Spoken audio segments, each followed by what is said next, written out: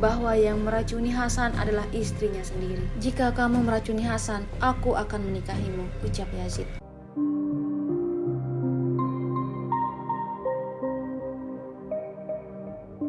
Assalamualaikum warahmatullahi wabarakatuh. Pada 10 Muharram 61 Hijriah atau 10 Oktober 680 Masehi, Husain, anak kedua Ali bin Abi Thalib, tewas di Karbala dalam sebuah pembantaian yang dilakukan rezim Yazid bin Muawiyah 11 tahun sebelumnya, tepatnya pada 28 Safar 50 Hijriah. Hasan, kakak Husain, meninggal dunia di Madinah karena diracun. Pungkas hayat kakak beradik cucu kesayangan Rasulullah ini tak lepas dari pusaran pertikaian dalam dunia Islam setelah Nabi Muhammad dan 3 khalifah meninggal dunia. Berbeda dengan Husain yang terus merengsek menuju Kufah meski mara bahaya mengintainya, sang kakak justru memilih menghindari peperangan dengan kubu Muawiyah demi persatuan umat Islam. Para sejarawan menilai sikap Hasan yang lebih lunak daripada Husain adalah pengejawantahan dari sabda Rasulullah yang berdoa kepada Allah agar cucunya tersebut menjadi orang yang mendamaikan dua golongan kaum muslimin. Hasan dibaiat menjadi khalifah setelah ayahnya, Ali bin Abi Thalib, meninggal dunia karena dibunuh seorang Khawarij bernama Abdurrahman bin Muljam. Khawarij itu menebaskan pedangnya pada saat khalifah keempat tersebut tengah berwudu hendak menunaikan sholat subuh. Diangkatnya Hasan sebagai khalifah tentu membuat Muawiyah berang, sebab keturunan Umayyah tersebut telah melakukan pemberontakan sejak khalifah Ali bin Abi Thalib. Ia berambisi menduduki puncak pimpinan kaum muslimin. Sadar posisinya diincar Muawiyah yang berkedudukan di Damaskus, Syam, Hasan justru secara persuasif menulis surat kepada Muawiyah. Ia memilih tidak menyerbu kekuatan oposisi. "Janganlah engkau terus-menerus terbenam di dalam kebatilan dan kesesatan. Bergabunglah dengan orang-orang yang telah menyatakan baiat kepadaku. Sebenarnya engkau telah mengetahui bahwa aku lebih berhak menempati kedudukan sebagai pemimpin umat muslim. Lindungilah dirimu dari siksa Allah dan tinggalkanlah perbuatan durhaka. Sudah cukup banyak darah mengalir yang harus kau pikul tanggung jawabnya di akhirat kelak. Nyatakanlah kesetiaanmu kepadaku dan janganlah engkau menuntut sesuatu yang bukan hakmu demi kerukunan dan persatuan umat Islam," tulis Hasan. Seperti dikutip Al-Hamid Al-Husaini dalam Al-Husain bin Ali, pahlawan besar dan kehidupan Islam pada zamannya.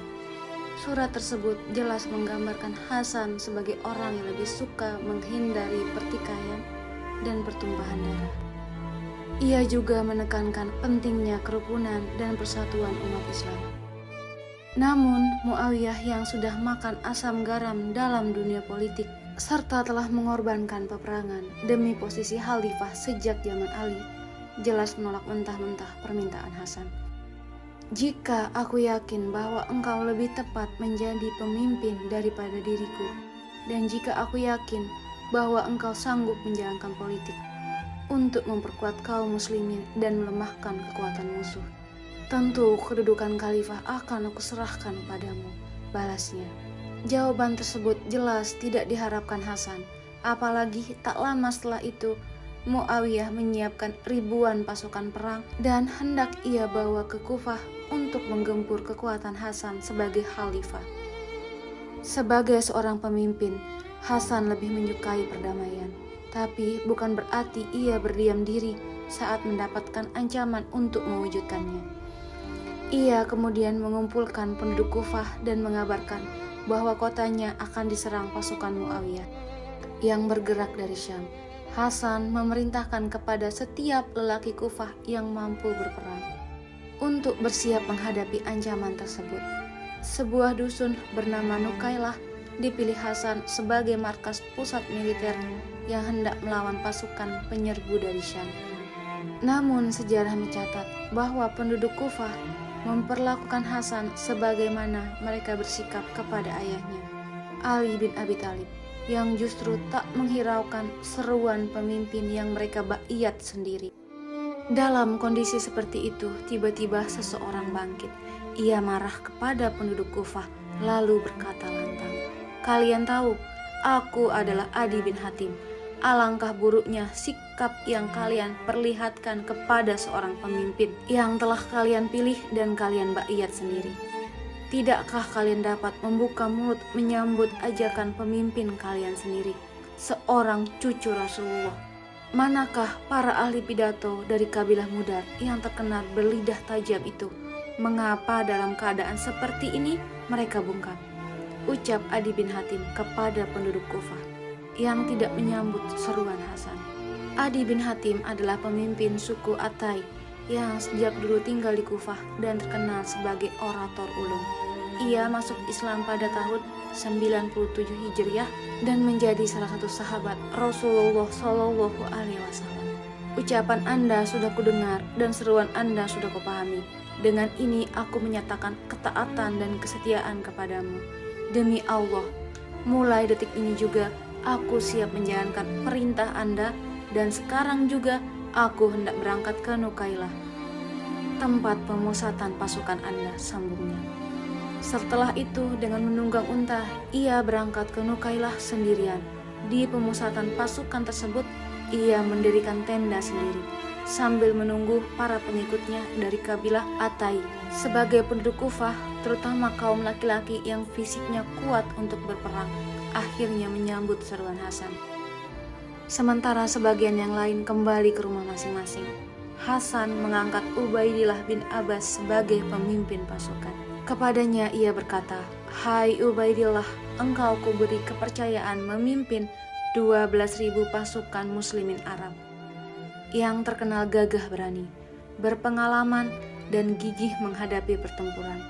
Ketahuilah bahwa seorang dari mereka lebih berharga daripada sekompi pasukan biasa.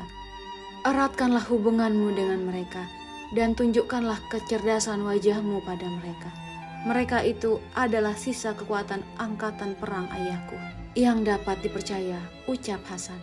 Kemudian karena tergiur bujuk rayu Muawiyah yang menjanjikan akan uang jika ia bergabung dengan anak Abu Sufyan itu, Ubaidillah bin Abbas berbalik mengkhianati khalifah.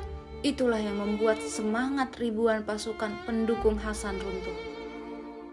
Berita yang menyedihkan itu hampir memadamkan seluruh semangat yang dibawanya dari Kufah. Ia teringat kepada nasib ayahandanya yang selama beberapa tahun akhir hayatnya mengalami berbagai macam pengkhianatan. Dan sekarang ia harus menghadapi saudaranya sendiri yang menggunting dari dalam lipatan. Tulis Al-Hamid Al-Husaini menggambarkan suasana hati Hasan setelah mengetahui pengkhianatan Ubaidillah bin Abbas. Sementara orang-orang Muawiyah terus bergerak menghembuskan kabar-kabar bohong tentang para pemimpin pasukan lain yang diberitakan tewas. Hal ini membuat pasukan pendukung khalifah kian putus asa. Bahkan mereka akhirnya berbalik menyerang Hasan. Di titik inilah Hasan berpikir bahwa perang melawan Muawiyah tidak akan membawa manfaat. Jika mental pasukannya telah hancur dan sisa pendukungnya hanya akan menjadi bulan-bulanan musuh, ia akhirnya memilih berdamai dengan Muawiyah dengan sejumlah kesepakatan, yang salah satu isinya adalah menyerahkan kekhalifahan kepada putra Abu Sufyan tersebut. Keputusan ini sempat membuat kecewa dan marah para pecinta keluarga Rasulullah atau Ahlul Bait. Salah satunya adalah Hujur bin Adi yang amat setia kepada Ahlul Bait. Ia marah sehingga berani mengancam Hasan. Menanggapi reaksi seperti itu, Hasan dengan tenang menjawab, "Hai Hujur, ketahuilah bahwa tidak semua orang menghendaki apa yang kau inginkan itu. Demikian pula tidak semua orang berpikir seperti engkau. Sesungguhnya dengan menyerahkan kekhalifahan kepada Muawiyah itu, aku tidak mempunyai tujuan lain kecuali untuk menyelamatkan kalian dari kehancuran dan kebinasaan," jawab Hasan. Setelah menyelesaikan segala urusan di Kufah, Hasan kemudian pergi ke Madinah.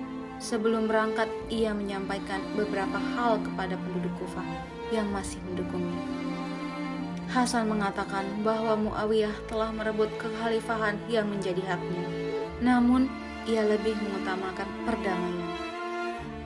Agar dua kubu kaum muslimin yang berseteru tidak lagi menumpahkan darah, seperti masa-masa kebelakang, saat sejumlah perang melumat dan jiwa-jiwa yang sejatinya bersaudara. Kedatangan Hasan di Madinah disambut gembira sekaligus sedih oleh penduduk kota tersebut. Mereka gembira sebab cucu Rasulullah kembali ke tanah tempat kakeknya mula-mula membangun peradaban.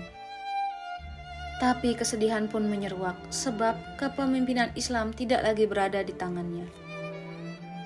Di Madinah saat ia tidak lagi dalam pusaran hingar-bingar politik, Hasan tekun mendekatkan dirinya kepada Allah. Ia giat mengajarkan ilmu agama kepada penduduk Madinah di Masjid Nabawi. Setelah itu, ia juga rajin belajar kepada para sahabat kakeknya yang telah sepuh. Pada 28 Safar tahun 50 Hijriah atau 11 tahun sebelum adiknya meninggal di padang Karbala, Hasan wafat dalam usia 46 tahun. Beberapa saat sebelum menghembuskan nafas yang terakhir, Hasan berkata kepada Husain, adiknya, 3 kali aku pernah menderita keracunan, tapi tidak sehebat yang ku alami sekarang, ucapnya. Husain bertanya kepada kakaknya, siapa kiranya yang telah meracuninya? Namun dengan semangat persatuan, Hasan menolak memberitahu orang yang telah meracuninya. Ia khawatir adiknya yang berkarakter lebih keras daripada dirinya akan menuntut balas, sehingga akan terjadi pertumpahan darah sesama kaum muslimin. Al-Hamid Al-Husaini menerangkan, sebagian besar para penulis sejarah meyakini bahwa yang meracuni Hasan adalah istrinya sendiri, yang bernama Ja'dah bin Al-Asyad, atas perintah Muawiyah dengan iming-iming uang sebesar 1000 dinar. Dikatakan lebih jauh setelah Hasan wafat, Ja'dah menerima uang yang dijanjikan oleh Muawiyah itu, tetapi Muawiyah membatalkan janji akan menikahkannya dengan Yazid. Konon karena Muawiyah takut kalau anaknya akan mengalami nasib seperti yang dialami oleh Hasan, tulisnya. Sementara Dr. Ali M. Salabi dalam Al-Hasan Ibnu Ali, His Life and Times menerangkan bahwa sebagian kalangan justru menyebut Yazid yang menyuruh istri Hasan untuk meracuni suaminya. Jika kamu meracuni Hasan, aku akan menikahimu, ucap Yazid. Namun setelah Ja'dah binti Al-Asyad berhasil meracuni Hasan, Yazid mengingkari janjinya.